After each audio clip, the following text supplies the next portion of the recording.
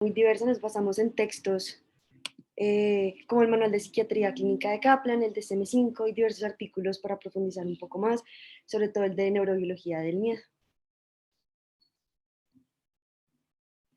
En nuestro contenido vamos a hacer una breve introducción donde hablaremos un poco de historia, posteriormente hablaremos de unas definiciones importantes para tener en cuenta durante toda la charla, epidemiología, la neurobiología del miedo, como les comenté anteriormente, criterios diagnósticos como tal, de las entidades de las que ya les vamos a hablar, y por último el tratamiento y los diagnósticos diferenciales.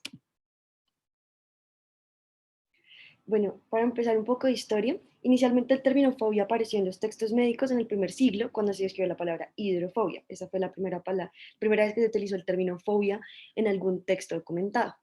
Mucho más adelante, desde el primer siglo hasta 1612, eh, se conoce un texto llamado como la anatomía de la melancolía, donde se hizo la primera descripción clínica con un caso clínico de una paciente que tenía temor a salir a la calle por temor a desvanecerse o morir.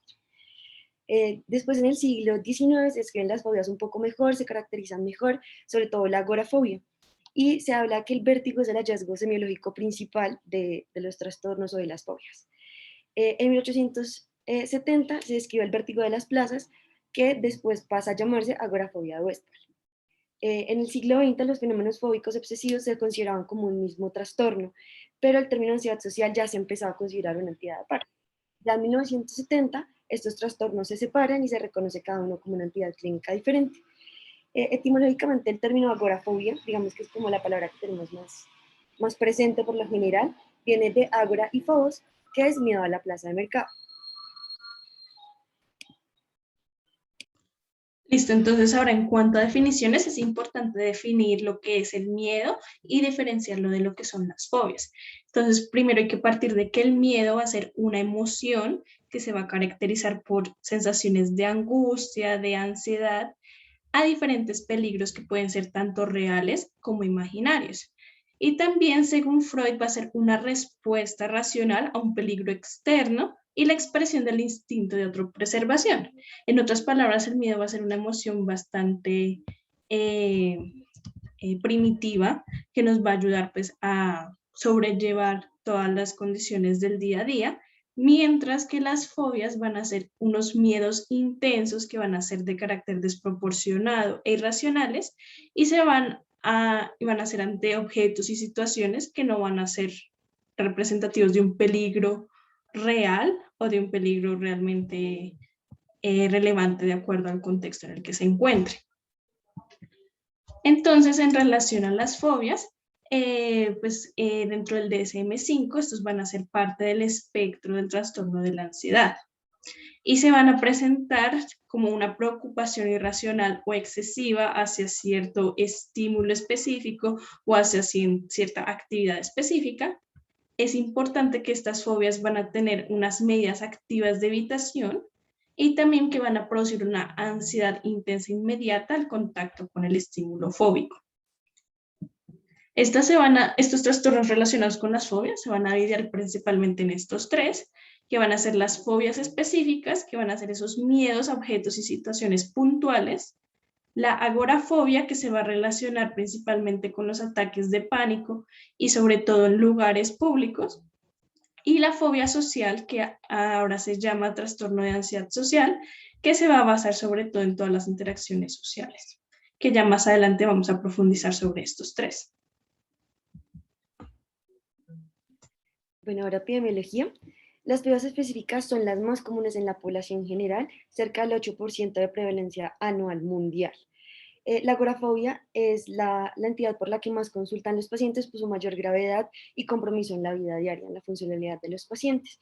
Presenta comorbilidades como trastorno depresivo mayor, trastorno obsesivo compulsivo, abuso de alcohol y sustancias. Sobre todo es muy importante esta parte del abuso de alcohol y sustancias porque ciertas conductas evitativas llevan a este tipo de adicciones.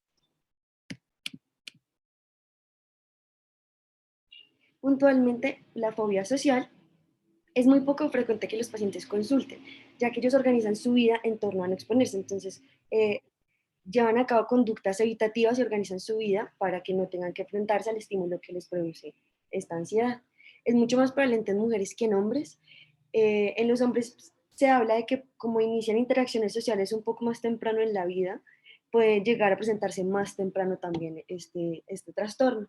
La prevalencia anual mundial es del 3 al 13%, pero realmente es muy difícil de estimar porque los estudios que miden esta prevalencia utilizan criterios de inclusión diferentes y también por la poca consulta de los pacientes, pues esta prevalencia realmente no está muy bien dilucidada. Es mucho más común que inicie en la adolescencia, pero puede iniciar en la infancia y consolidarse en la adolescencia por las interacciones sociales propias de la adolescencia y las ansiedades propias de la adolescencia. Puntualmente en Colombia la prevalencia es del 5.1%, con una mediana para edad de inicio de 14 años. Es mucho más común que se presenten personas solteras como viudos, o sea, en general personas que no tienen una pareja, y en pacientes con bajos recursos y con un bajo nivel educativo. Ahora puntualmente la agorafobia, el DSM-5 nos dice que 3/4 de los pacientes con agorafobia presentan concomitantemente trastorno de pánico. De hecho, hay una discrepancia entre la corriente europea y la americana, donde la europea dice que son una sola entidad, o sea, que la agorafobia casi siempre se acompaña, o más bien siempre se acompaña de un trastorno de pánico, mientras que la americana dice que no todos se acompañan de esto. Igualmente es mucho más prevalente en mujeres, y como ya les venía hablando de las complicaciones, las complicaciones pueden ser como tal trastornos mentales como los que les mencioné, de la ansiedad o del afecto, o como también lo pueden ser las adicciones.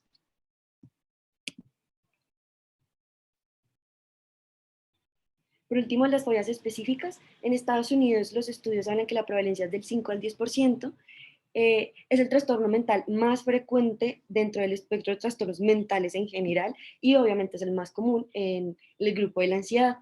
Igualmente es mucho más prevalente en mujeres, y es el trastorno mental más prevalente en mujeres en general y el segundo en hombres, después del consumo de sustancias.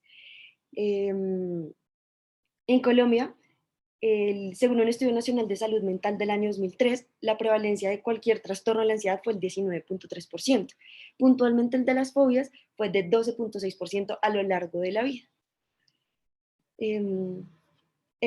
Un estudio en Alemania con 2.064 mujeres estimó una prevalencia del 12.8%. Este estudio se realizó en el 2007, ya más adelante les tengo una tabla para profundizar un poco más. Estas fobias son el trastorno más común, como les decía, en todo el espectro de la ansiedad, y la mediana de inicio por lo general es a los 7 años, a diferencia de la fobia social, tiene un inicio un poco más temprano.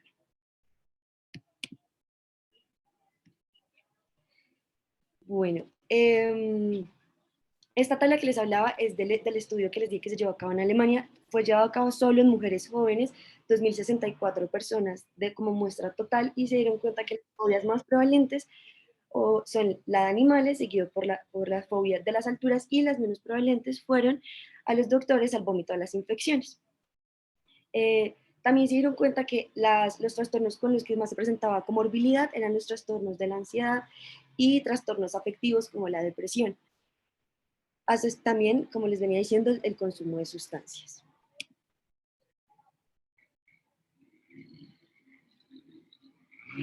Este artículo lo que hizo fue recopilar múltiples estudios llevados a cabo en diferentes países y mirar si la prevalencia en hombres y mujeres, como se pensaba en Estados Unidos, tenía el mismo patrón de presentación a lo largo del mundo.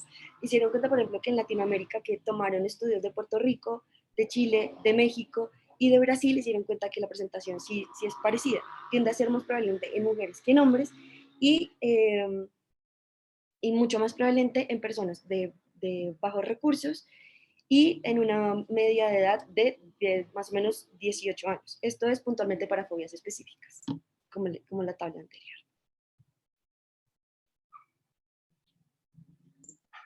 Listo, entonces ahora en cuanto a los factores de riesgo para desarrollar fobias, tenemos principalmente los factores genéticos. Es muy importante el antecedente de fobias en los familiares. Se han encontrado estudios donde relacionan fobias específicas, sobre todo prevalentes en los padres y también en los hijos, que pueden ser diferentes, es decir, que de pronto el padre tiene una fobia específica hacia los perros y el hijo desarrolla una fobia específica hacia las arañas, pero se ha visto esa relación genética entre los familiares.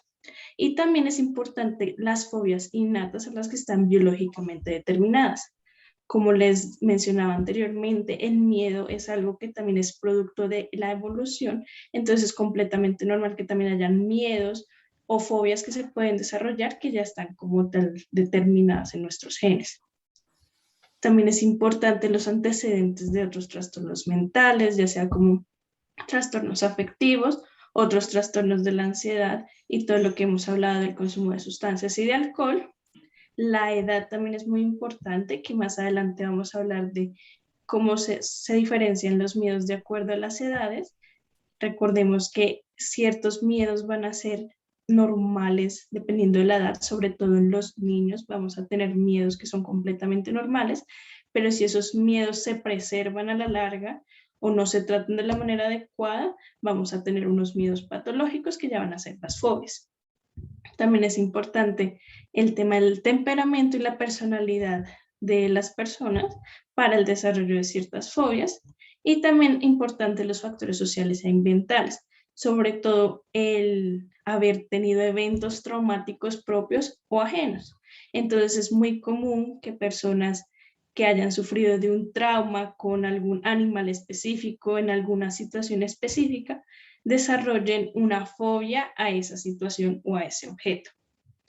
También que haya un aumento del estrés durante algún evento que pudiera llegar a ser traumático y también los métodos de crianza.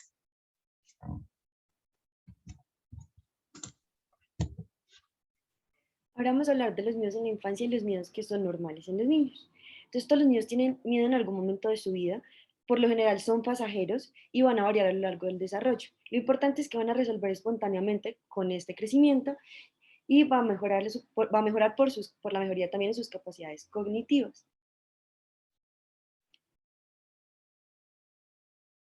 Entonces, para cada etapa del desarrollo vamos a tener unos tipos de miedo, pues unos miedos característicos. Por ejemplo, en la primera infancia vamos a tener más que todo miedo a las alturas, a los extraños y a la separación de los cuidadores. Esto empieza más o menos a los 6 meses y se intensifica al año y a los 2 años y medio.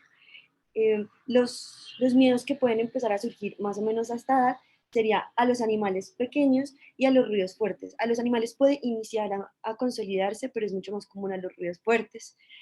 En los preescolares se mantienen los previos, sobre todo el miedo a las separaciones, sigue muy prevalente, pero empieza a tener miedos relacionados con la imaginación. Por ejemplo, empiezan con miedos a los monstruos, a la oscuridad, a los fantasmas, a personajes que ven en el televisor, en el cine, y estos miedos pueden perdurar hasta la adultez, pero el que más se tiende a consolidar, como les decía, era los animales, que más o menos se consolida a los 7 años.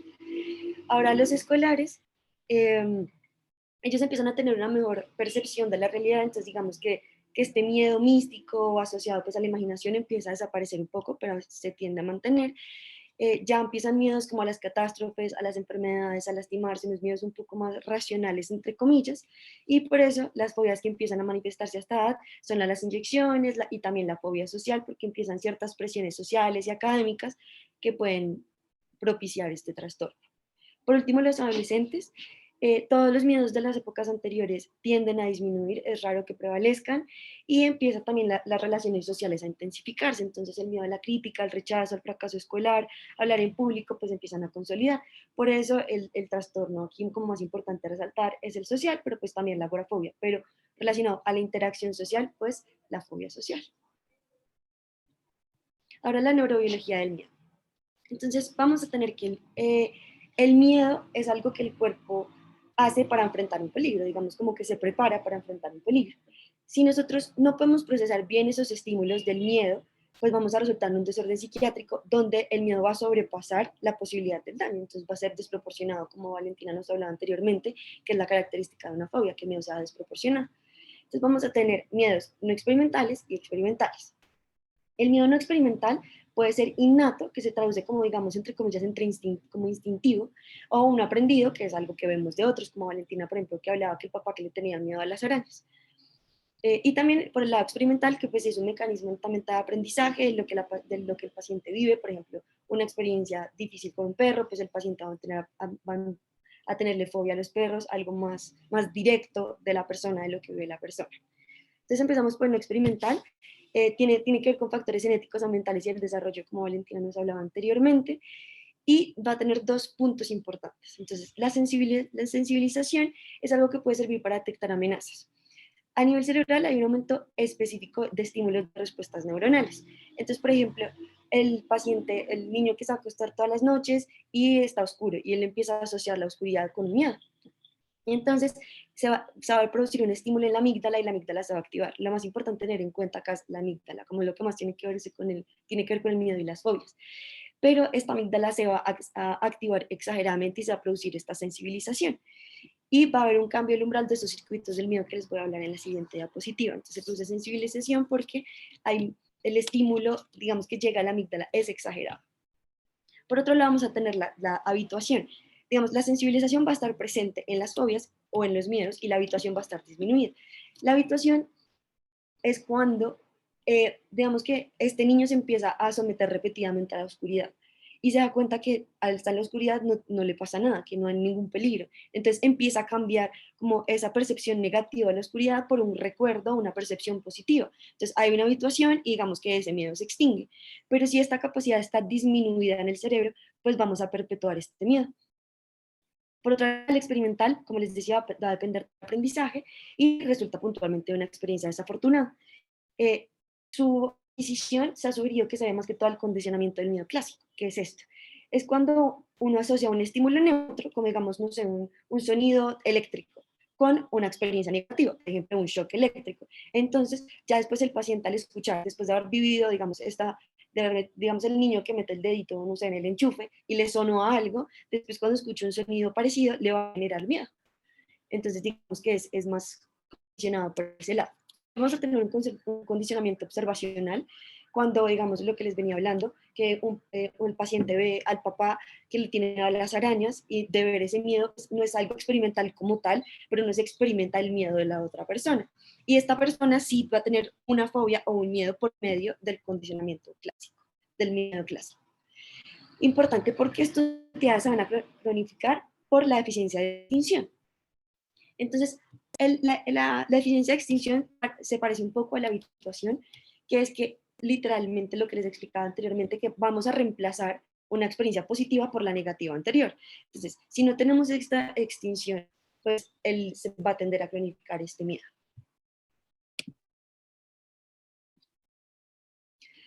Bueno, entonces ahora les voy a hablar puntualmente de las vías que están alteradas. Entonces vamos a empezar otra vez por el miedo innato. Entonces podemos tener, por ejemplo, un estudio, o un ejemplo de un estudio que hicieron en roedores, perdón, donde los que van en cautiverio y no tenían exposición, digamos, por ejemplo, a gatos, que serían sus depredadores. A pesar de que ellos nunca habían tenido una exposición a un gato, cuando les ponían un gato al lado, o los roedores los olían y activaban vías del miedo. Estas vías o estas respuestas se dan en la amígdala, en la sustancia que es preconductal, en la corteza prefrontal, en el núcleo estriado, en el núcleo paraventricular y en el núcleo ceruleus. Estos sitios anatómicos van a estar interconectados y van a mandar direcciones a la amígdala de estas vías, de estos neurotransmisores que les tengo acá. Y pues va a producir la respuesta a este estímulo. Que se perpetúe y se haga de manera anormal es lo que va a condicionar la fobia, lo que va a dar la fobia. Entonces, por ejemplo, otro ejemplo sería en micos, hacían unos estudios donde los ponían solitos en un cuarto y entraba una persona, no sé, no los miraba, hacía como una actividad normal y volvía y salía. Pero después llegaba otra persona y los miraba fijamente, digamos, con una cara amenazadora. A estos chimpancés o micos se les activa, por ejemplo, también las vías del miedo, porque digamos que reconocían el estímulo negativo. También se ha visto que estas mismas vías se activan, por ejemplo, en personas que les ponían una araña cerca al pie o algo así. Entonces, estas vías tienden a activarse, digamos, frente a estos estímulos. O sea, se ve actividad aumentada en estos lugares. Entonces, puntualmente, ¿qué neurotransmisores o qué sustancias del cuerpo pues, van a ser importantes? Entonces, vamos a empezar por GABA. El GABA va a tener un rol inhibitorio. Entonces, Si GABA está presente en la amígdala, la conducción se va a disminuir. Entonces, si GABA baja, el umbral del miedo baja y se va a sentir mucho más miedo. Entonces, si inhibimos el inhibidor, pues la fobia o el miedo se va a presentar mucho más fácil. Por otro lado, vamos a tener la dopamina, la norepinefrina. Entonces, como les venía contando, el olor de los depredadores en los roedores, que se les ponían el gato al lado, a pesar de que estaban en clase en cautiverio y nunca habían tenido una exposición, se les activaban las vías del miedo. También veían que se aumentaba el metabolismo de la dopamina en la amígdala. Y esta dopamina lo que iba a hacer era inhibir a GABA. Entonces, iba a inhibir el inhibidor. Entonces, por eso les decía que GABA era muy importante. En segundo lugar, la epinefrina va a aumentar en general la respuesta a la amígdala. Entonces va a haber como una sensibilización a la noradrenalina en la amígdala, que a su vez también va a inhibir a GABA y va a reducir el umbral de la activación de la amígdala. Y también va a disminuir la habituación que les hablaba anteriormente. También se ha visto que la dopamina tiene que ver porque en pacientes con parkinsonismo tienden a tener más fobias. Y también pacientes con fobias les han dado imados y demuestran que han tenido mejoría, entonces se ha visto que la dopamina sí tiene mucho que ver. Por otro lado, el eje hipotálamo, hipófisis suprarrenal, entonces el aumento de la actividad de la amígdala a su vez va a activar el núcleo paraventricular del hipotálamo y se va a liberar la hormona liberadora de corticotropina. Esta hormona va a su vez a activar a la hipófisis y la hipófisis va a aumentar los niveles de hormona adrenocorticotrópica periférica, que va a estimular a su vez las glándulas suprarrenales que van a secretar glucocorticoides como el cortisol y va a haber aumento en sangre. Si hay aumento en sangre, ¿qué va a pasar? Va a aumentar el tono cardiovascular, la frecuencia cardíaca, la frecuencia respiratoria, el metabolismo y se van a inhibir las funciones vegetativas como son la alimentación, la digestión y el crecimiento. Entonces vamos a tener ya síntomas físicos de ansiedad por medio de este eje y también por medio de la noradrenalina. Por último, vamos a tener la vía de la serotonina, que se relaciona con estados emocionales y ansiedad, eso lo tenemos muy claro, y pues la amígdala va a recibir estas proyecciones, como se hablaba anteriormente, de serotonina, desde el núcleo dorsal del RAFE, y si la serotonina está disminuida en la amígdala, se va a asociar con miedo y con fobias en general.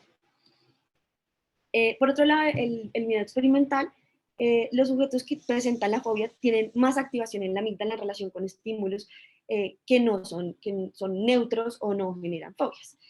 La extinción, igualmente, como les venía hablando, va a estar disminuida y puede haber una metaplasia de la amígdala, es lo que más se asocia es una metaplasia de la amígdala, que se aumenta con un aumento de glucocorticoides, también hay un aumento de la liberación de norepinefrina, lo que va a reducir la neurotransmisión de GABA, como les hablaba anteriormente, y esto va a resultar en una respuesta alterada y exagerada de la amígdala que va a producir la fobia, dependiente de glucocorticoides.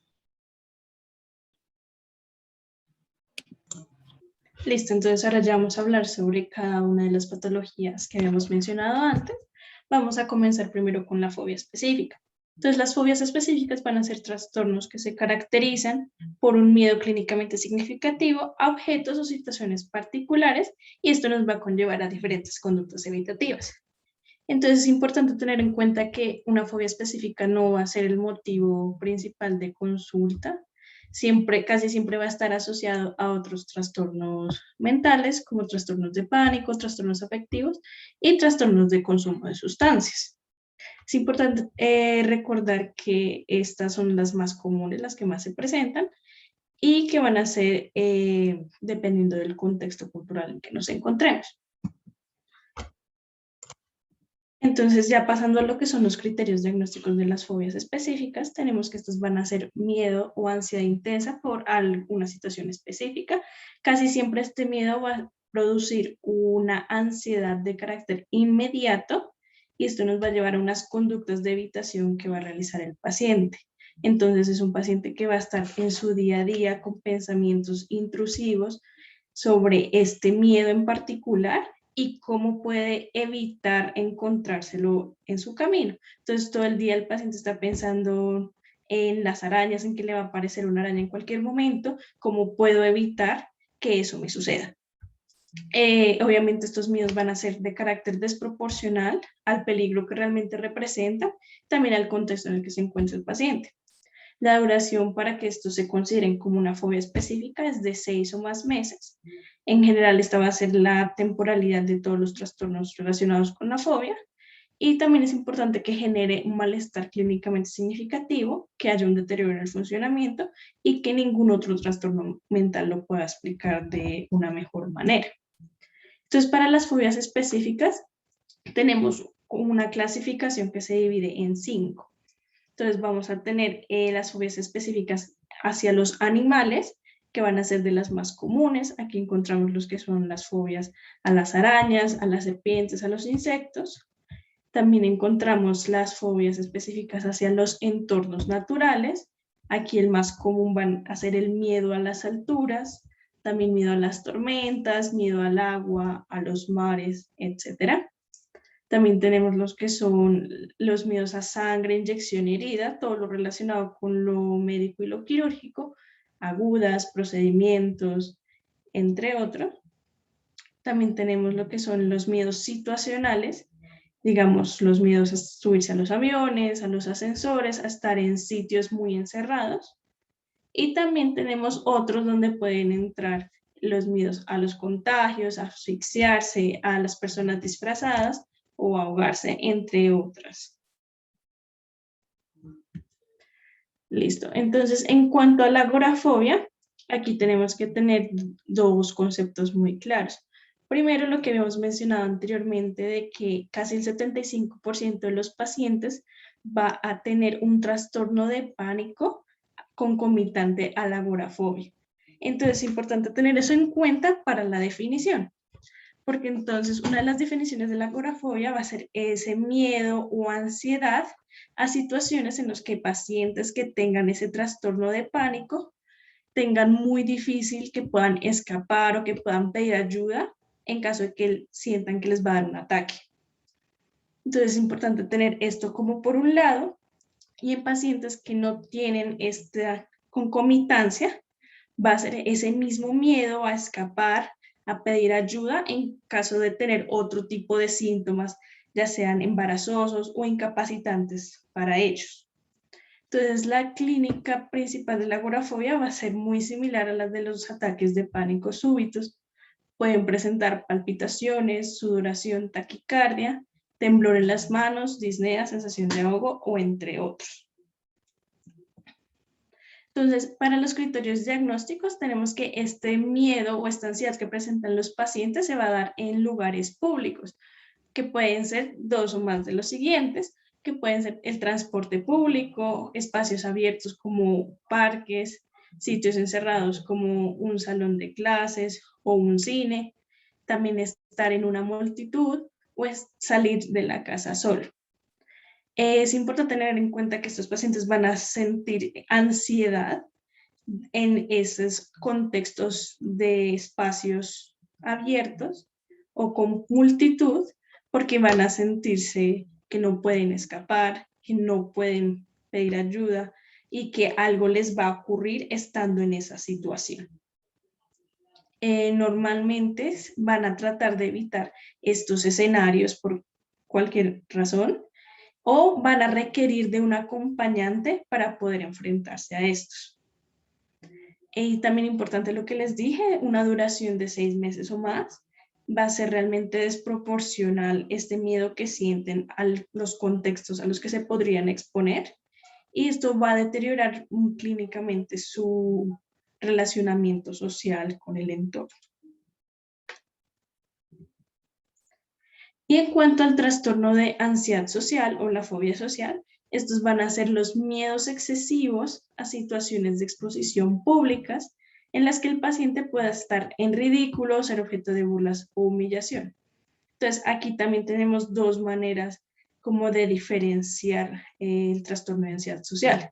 Por un lado, si esta ansiedad solo se presenta cuando el paciente va a hacer una actuación, digamos, hacer una exposición, hacer una charla, hacer algo ante un público, entonces se especifica que solo es cuando hay una actuación de por medio. Y la otra es cuando le da en todo momento, en cualquier caso va a estar pensando de que siempre va a estar en juicio lo que está haciendo, que los demás lo van a estar observando, se van a burlar de él por cualquier cosa que él haga, que diga o que piense.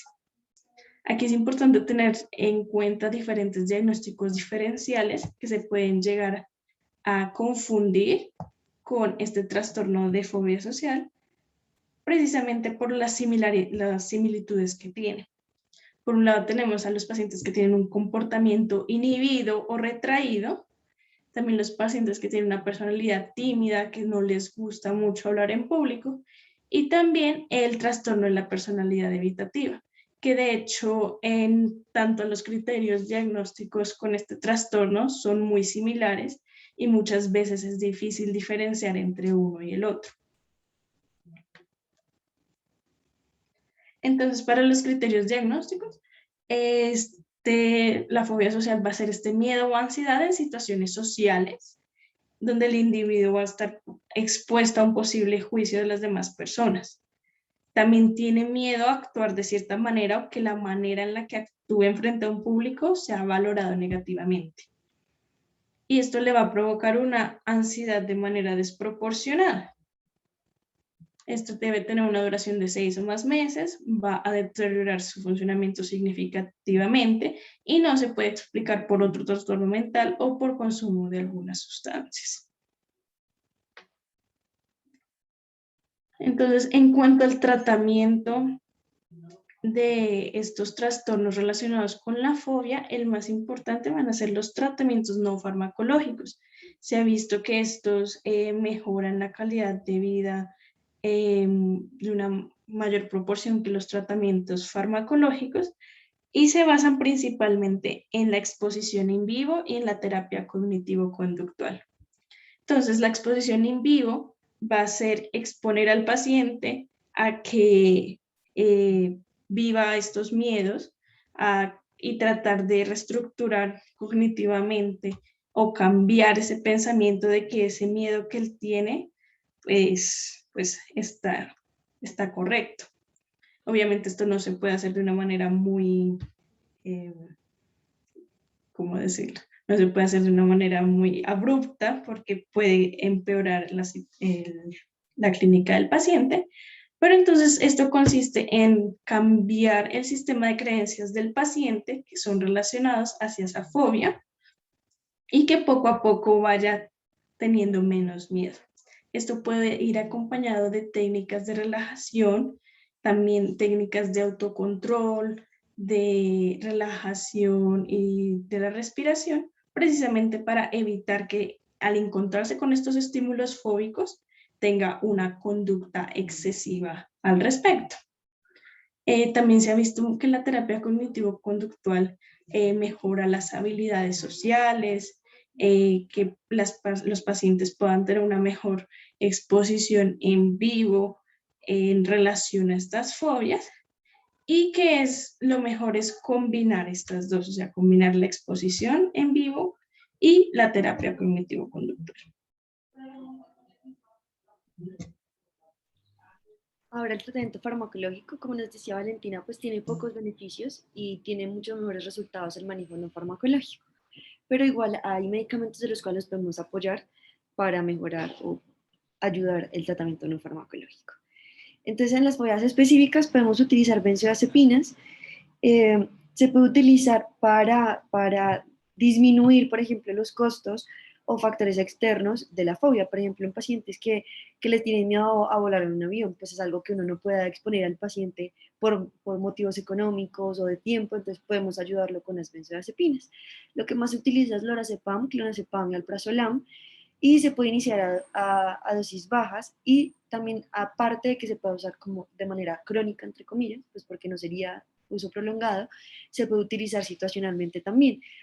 Antes de que el paciente se exponga, dar una dosis de benzodiazepinas para que tenga efectos ansiolíticos. También se pueden utilizar beta bloqueadores, como les hablaba anteriormente, con el eje hipotálamo, hipófisis suprarrenal, que va a haber una respuesta fisiológica como taquicardia, taquipnea, síntomas físicos. Podemos utilizar beta bloqueadores que van a mejorar estos síntomas de ansiedad. Para la agorafobia también podemos utilizar benzodiazepinas, pues como les decía, tiene un inicio de acción rápida frente al pánico y pues frente a los síntomas ansiosos, igualmente alprazolam, lorazepam y clonazepam.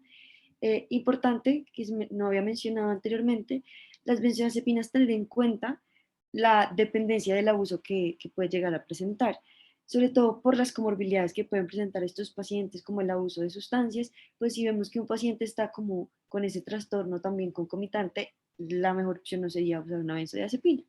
También tener en cuenta los efectos adversos como el mareo y la sedación que pueden dar al inicio, pero pues hablar con el paciente de que evite ciertas situaciones que lo pongan en peligro, y irá pasando con el tiempo. Esos síntomas solo se presentan, perdón, al principio. También los inhibidores selectivos de la recaptación de la serotonina, como les dije, pues tiene vías serotoninérgicas. Si la serotonina está disminuida, pues vamos a tener mayor respuesta en la amígdala, entonces se pueden utilizar estos. Eh, se ha probado más que todo su mejoría o su utilidad en disminuir y prevenir las recaídas.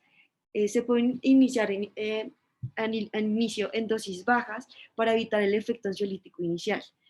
También tener en cuenta los efectos adversos como el vértigo, las náuseas. También puede llegar a utilizarse en caído en desuso los antidepresivos tricíclicos, como la imipramina, que pueden llegar a tener efectos 8 o 12 semanas posteriores. Entonces realmente pues se demoran mucho en empezar a actuar y por sus efectos adversos pues han caído en desuso. Por último, la fobia social. Tenemos un espectro un poco más grande de medicamentos. Podemos utilizar también inhibidores de la recaptación de la serotonina, incluso se habla de que son primera línea, como la sertralina, la fluoxamina, el escitalopram, sobre todo, son los que tienen más estudios. Los antidepresivos duales, la venlafaxina, se utiliza más que todo cuando los inhibidores de la recaptación no tienen una muy buena respuesta, entonces pues podemos, entre comillas, atacar por dos vías. También las benzodiazepinas, que no sería lo más indicado porque cuando los pacientes suspenden su uso, los síntomas vuelven.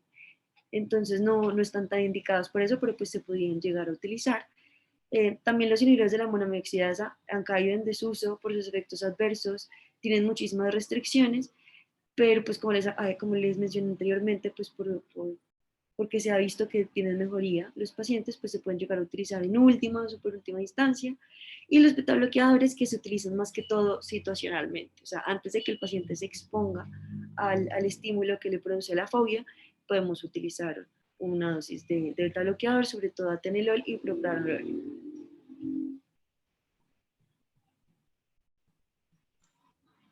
Y por último, queríamos hablarle un poquito de algunos diagnósticos diferenciales de los trastornos relacionados con la fobia. Como ya lo hemos mencionado varias veces, el trastorno de pánico es uno de los más principales, sobre todo por su comorbilidad con la agorafobia, pero también se puede ver el trastorno de pánico con fobias específicas. Aquí lo importante para diferenciarlos es que el trastorno de pánico va a ser sobre todo no provocado, no va a haber un estímulo específico que produzca los trastornos de pánico, a diferencia de las fobias, que si se tiene un elemento o una situación específica que nos va a causar esa ansiedad y esa sintomatología, y también va a ser súbito, va a ser de un momento a otro. Otro diagnóstico diferencial puede ser también el trastorno de estrés postraumático. Entonces aquí estos pacientes van a evitar situaciones que están relacionadas a ese trauma que pueden tener y por lo cual se pueden llegar a desarrollar fobias específicas a diferentes elementos que componen el trauma.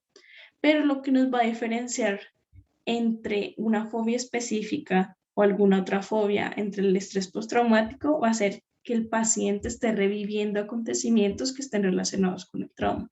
Eso es como de lo más importante para poder diferenciar estas entidades.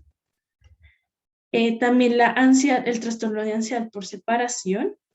Aquí principalmente es que se evitan situaciones por miedo a ser separado de la figura de apego. Entonces, que siempre haya una figura de apego asociada al miedo ya nos hace pensar que de pronto no es una fobia específica, sino algo más relacionado a la separación. Y también en cuanto a los trastornos alimenticios, entonces aquí lo que decía la literatura es que aquí se van a evitar conductas alimenticias por el miedo a ganar peso. Pero si fuera una fobia específica, por ejemplo, ahogarse o asfixiarse con un alimento, va a ser es precisamente esa conducta de no quiero comer eso en específico porque me da miedo ahogarme o asfixiarme o morirme, más no por el hecho de ganar el peso. Ya cuando le metemos la parte de la dieta o de ganar peso, ya se nos va más la brújula hacia los trastornos alimenticios. Y bueno, muchas gracias. Esto es un poquito de lo que queríamos traerles el día de hoy sobre lo que son las fobias y los diferentes miedos dentro de psiquiatría. No sé si el doctor Julián nos quiera complementar con alguna otra cosa. Bueno, primero, muchas felicidades, Valentina, María Valentina. Se nota que le metieron el empeño y todo y siempre es muy grato ver el interés que le tienen a la parte de la psiquiatría. Muy completa la charla, yo creo que abarcamos los puntos más generales y los más importantes a tener en cuenta. Ya como detalles finos, podríamos hablar un poco en el sentido ah, de algunos aspectos adicionales de lo que han hablado pues en cuanto a las fobias y que también pues abarcan los trastornos de ansiedad. Primero, nunca se les olviden lo que ellas repitieron o mencionaron con bastante elocuencia en toda la charla, las comorbilidades que pueden estar asociadas, principalmente el trastorno depresivo y el abuso de alcohol y sustancias. La depresión siempre pregunta en los trastornos de ansiedad. Es muy común que estén asociadas y se ha encontrado que con las fobias específicamente puede aumentar hasta 2 veces o más el riesgo de presentar algún trastorno depresivo a lo largo en los 12 meses posterior de la aparición en los pacientes con alguna fobia específica o con agorafobia. Mm, mm, Tú mencionabas lo de las vías neurobiológicas del estrés, en el sentido de que se comparten vías como por ejemplo dopaminérgicas, serotoninérgicas, GABAérgicas, y lo que explicarían, y el eje del estrés, lo que explicaría cómo pueden haber comorbilidades o cómo pueden explicarse la aparición de ciertas patologías asociadas. Regresando nuevamente con la parte de la depresión. El eje del estrés con la producción del cortisol no solamente generan los cambios ah, autonómicos, como mencionabas, en el sentido de la mayor frecuencia cardíaca, el estrés, activar todas esas cuestiones, sino recuerden que también a nivel del sistema nervioso central se pueden generar cambios intracelulares por la actuación de los corticoides. Y esto porque es importante desde la parte asociada con la ansiedad y con la depresión, porque en la depresión también se encuentra una regulación de este circuito del estrés en un incremento de los niveles de los corticoides, una proporción hacia la parte del estrés, y que estos cambios intracelulares se han observado en las estructuras del sistema nervioso central. Tú hablabas bastante de la amígdala, pero la amígdala no es lo único que se regula con la parte del sistema del miedo. Es como el inicio del miedo de la amígdala, pero hay otras estructuras que se encargan de regular ese miedo. Hipocampo, corteza prefrontal, corteza frontal, corteza parietal, estructuras del sistema límbico, lóbulo temporal, entre otros. Y se ha observado que en los pacientes con fobias, con trastornos de ansiedad, con depresión, esas estructuras se encuentran alteradas y se encuentra un hipofuncionamiento, lo que explica también por qué es tan difícil regular ese miedo y por qué al realizar ciertos tipos de terapia o psicoterapia donde se busca una reorganización, una reestructuración, una reconsolidación de esos temores, se permite nuevamente retomar el funcionamiento adecuado de esas estructuras. Mm, con la parte del trastorno de consumo de sustancias, volvemos a la parte de la patología dual. Como recordando, por si no lo han escuchado, pues la patología dual es la coexistencia de un trastorno psiquiátrico, llamémoslo del eje 1, antes denominado el eje 1, y algún trastorno conducta adictiva. El GABA, como nos mencionaba muy bien Valentina y María Valentina, se encuentra disminuido o se ha encontrado niveles disminuidos en las personas con fobias y también con trastornos de ansiedad, por lo que hace el alcohol algo muy atractivo, porque su vía de acción es potenciar alostéricamente los efectos GABAérgicos o un efecto GABAérgico directo. Por eso también estar pendiente de esas comorbilidades y preguntar. Como ellas decían, usualmente no preguntan lo de las fobias o no lo que está presente, sino usualmente las otras comorbilidades. Pero si el motivo de consulta es la fobia, o si el motivo de consulta son las comorbilidades, no descartar o no dejar de lado el uno o lo otro. Mm, los miedos en la infancia, que me parece importante. Recordar que siempre, según el psicodesarrollo del niño, van a haber ciertos miedos que están presentes, unos miedos usualmente más viscerales, otros miedos luego más estructurados según la capacidad del neurodesarrollo del niño y cómo está asociado. A medida pues que el niño va creciendo, nuevamente esas estructuras que permiten controlar mejor el miedo, tener mayor entendimiento, se van acoplando con sus etapas del psicodesarrollo y le permiten un mejor control, o otros miedos específicos van apareciendo que son más estructurados. Sin embargo, tener en cuenta o llama la atención en aquellos niños donde, a pesar de que tienen un adecuado psicodesarrollo, a pesar de que no se sospechen algún retraso mental o un déficit cognitivo, aún persisten con ciertos miedos de alguna etapa anterior o que superaron un miedo y luego aparece nuevamente. Usualmente se ha relacionado con sucesos traumáticos, entre ellos el abuso sexual, maltrato físico, negligencia por la parte de los adultos, y eso no se puede dejar de lado, especialmente para futuros pediatras, especialmente para futuros psiquiatras infantiles, tener esa parte en cuenta. Un poco como un toque psicodinámico, ya que tocamos por la parte del miedo a la infancia. Las estructuras, las teorías biológicas, neurobiológicas, evolutivas que nos mencionaron, son muy válidas, pero también desde la parte psicodinámica pensar en aquellas fobias que no tienen como un origen claro, que no nos permiten encontrar cuál puede ser el inicio de tal miedo tan específico, nos podemos ligar desde la parte psicológica pensando en lo que denominaba Freud, las neurosis fóbicas, en donde hay un desplazamiento de un miedo que se tenía a un objeto que usualmente es aterrador, o alguna situación o algún evento, y se coloca en otro objeto para manejar esa parte. Clásicamente, sin extenderse, pues él lo explica en el caso de Juanito, donde había un niño que le tenía un miedo o pavor pues a los caballos, y durante el psicoanálisis él encontró que había tenido un desplazamiento del terror que le generaba el padre en este objeto tan específico.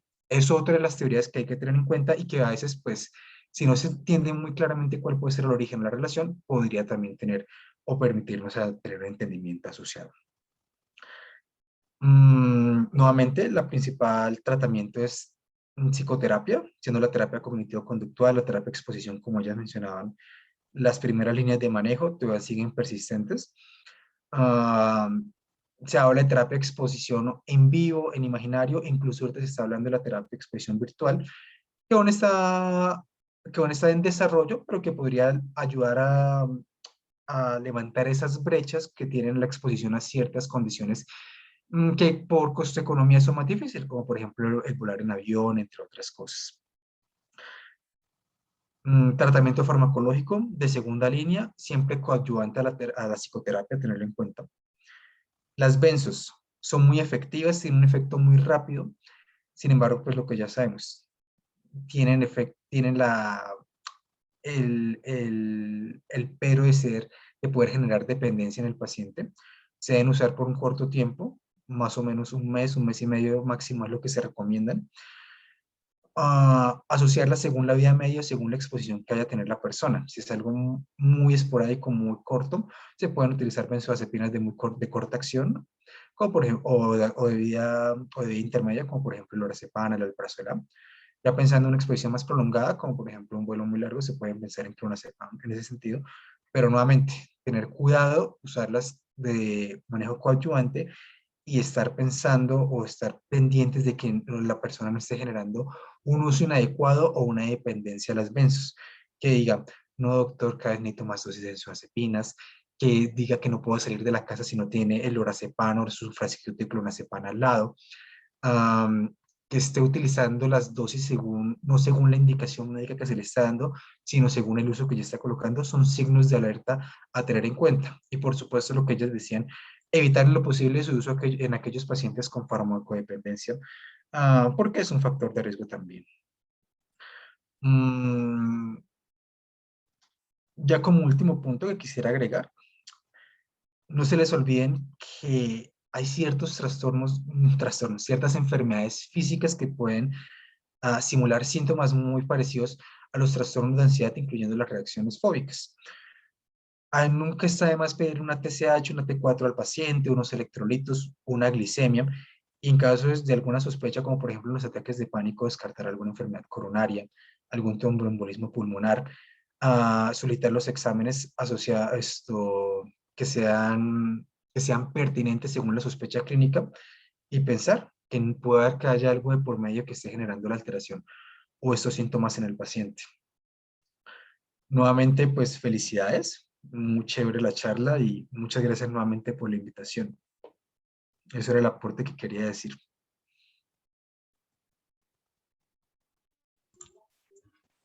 Muchas gracias, doctor. Ahora queremos abrir un espacio para ver si alguno de ustedes tiene alguna pregunta.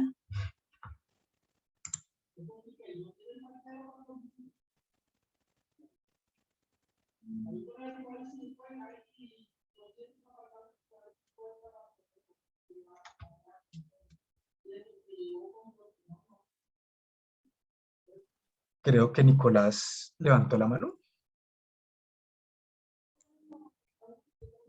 Dale, Nicolás. Hola, buenas noches a todos. Primero, Valentina y Valentina, felicitaciones por la charla. Me encantó, muy completa. Yo sí tengo una pregunta y es, si una persona, situación, va saliendo por la ciudad y pues es atracada en un punto específico, digamos una calle o un puente peatonal, y posteriormente empieza, cuando intenta volver por esa misma zona, empieza a presentar miedo para pasar por el mismo puente o digamos por el mismo sitio donde lo atracaron, más no tanto por el miedo a que pues lo atraquen en la ciudad, sino por el sitio específico de que si pasa ahí, siente que pues podrá ser volver atracada. ¿Eso en qué tipo de la clasificación entraría? ¿Entraría como fobia específica situacional o como agorafobia?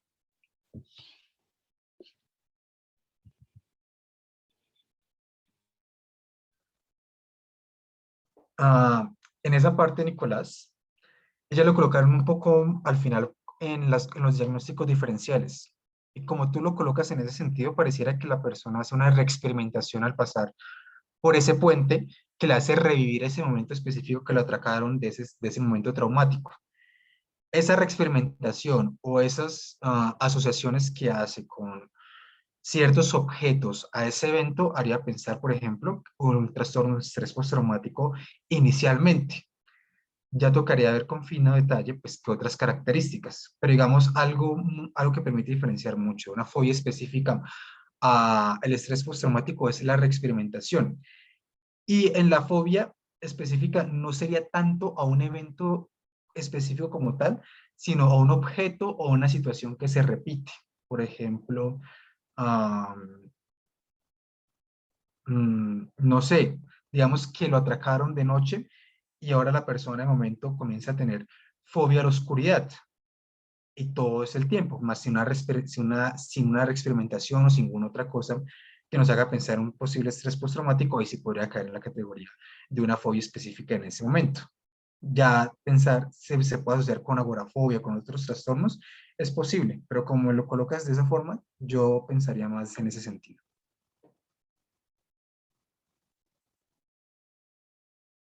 Gracias, doctor.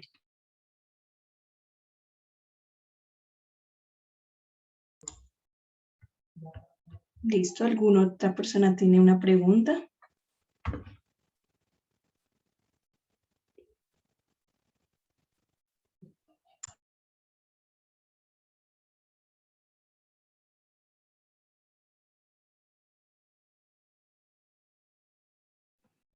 No hay más preguntas, entonces muchísimas gracias a todos por acompañarnos, al doctor por estar presente y a las expositoras por la charla. Que tengan todas una buena noche. Muchas gracias. Muchas gracias, que estén bien. Muchas gracias.